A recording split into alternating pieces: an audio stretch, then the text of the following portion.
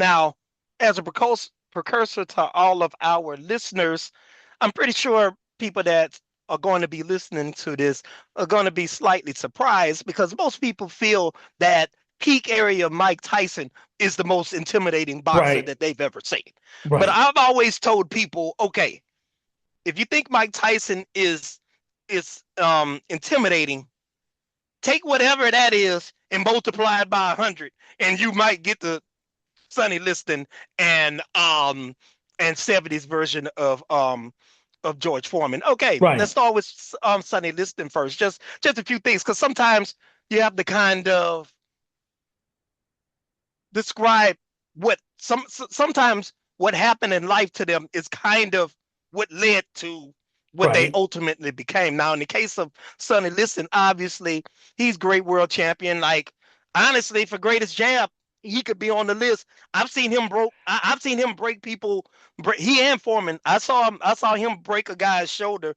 He jabbed the guy to the shoulder and blew the guy's entire shoulder out with a jab. I've seen Right. Sonny Liston break a guy's jaw with a jab, break Right. his nose with a jab. He just was very intimidating. Now, in terms of his when he came up, his father kind of beat him relentlessly and mercilessly when he was growing up. And he said pretty much the only thing that his father ever contributed to him was just the beatings. That's pretty much nothing else tangible. No other tangible contributions were Wow. attributed to his father because that's all he ever did. So as a result of that, he wound up with a lot of scars that you could still see visible when he was grown. And then obviously, usually guys who are not getting the type of love and the nurture at home, they usually go to where they can receive some type of love. And a lot of times that is in the form of the streets, in the form of Yeah. gangs. So he had moved to he had moved to St. Louis, became a gang member,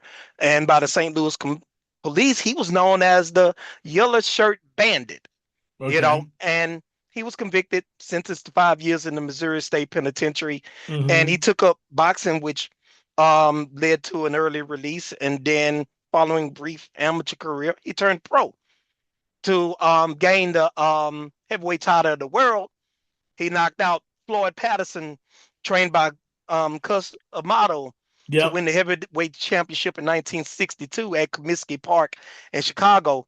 Beat him in Yep. the rematch the next year. Now, a lot of his intimidation was not only due to his demeanor in the ring and the fact that he could break bones in his stoic demeanor and his hard punching, but a lot of it was due to a lot of his life outside of boxing because Right.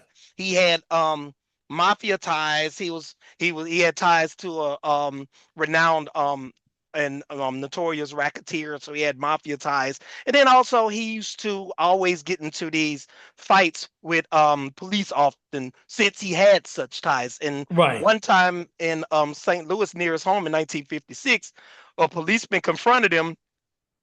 It resulted in Liston breaking the officer's knee and gashed his face while taking his gun. Now, how you break a man's knee, I don't. I mean, how you break a man's knee, I don't know. And so, and the Wow. onlookers of said confrontation mentioned several times that a lot of the nightsticks, they were hitting him with nightsticks over Liston's skull, but to no avail because they hit him across the skull, the nightsticks were breaking left and right. That's Dang. they were breaking right and left and right when they were hitting him with the nightsticks, and they just couldn't do anything with them, which kind of added to his invincible aura, which pretty Yeah. much which led to 1963. A lot of Yeah. people this loquacious young buck Cassius Clay Loudmouth, aka love this name, the Louisville The Lip. I lip. love Yep. I love that. They were like, man, this guy is crazy. He's gonna Sonny Liston is gonna kill this kid. But deep down secretly, it became Hmm. known after the fact that Liston was so used to people being afraid of him that Yeah. a lot of these antics, and we came to know later that Right.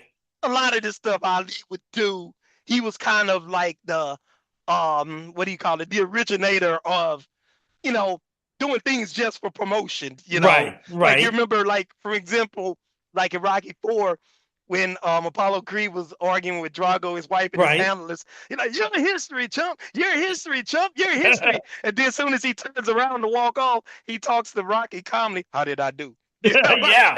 like he's just you know, Yeah, he's just a promoter, just right? promotion. I'm not, but Sonny actually thought the guy was crazy based Yeah. on his antics Yeah. and all of that. Because one time, Ali's blood pressure shot all the Yeah, way up yeah. to a level that he nearly fainted because he became so irate during, I Yeah. want to say during the weigh-in, perhaps, Yeah, I think it and was doing the and weigh-in in Miami and all of Beach. that. So then that eventually led to the win in 1963 of Ali defeating him, and Yeah. then to put a bow on in terms of the mafia ties. And I hope I'm not taking some of your thunder. Yeah, Some of go the ahead. No, go mafia ahead. ties, um, the rematch, Ali hit him with a short right hand in the second round, and down he go, Oh, and he didn't beat the count. But a lot of people have always it's always been debated whether or not that was a phantom punch or not, right. Yeah. and all of that because he went down in the second due to his mafia ties. It's like, man, come on, man. So some Yeah. people didn't see it, but looking at it, it was a really short right hand. But Hmm. it's something we'll never know. Yeah, it's Okay, something that we would never know. And with Sonny Liston, okay, he died in 1971 under mysterious circumstances, because his wife found him in his home in Vegas, and no one knows really what he died of. Okay, and it was under very mysterious circumstances. As far as Sonny Liston's career, 50-4 with 39 knockouts, known for his strength and formidable jab and long reach of 84 inches. One of the most intimidating boxers of all time. Became heavyweight champion in 1962 against the knockout of Floyd Patterson. Brutal childhood, which you talked about, and his emotionless demeanor. George Foreman, who we're about to go into in a second, said of Sonny Liston, he was no doubt the scariest human being I've met in the ring. The only man to make me back up consistently.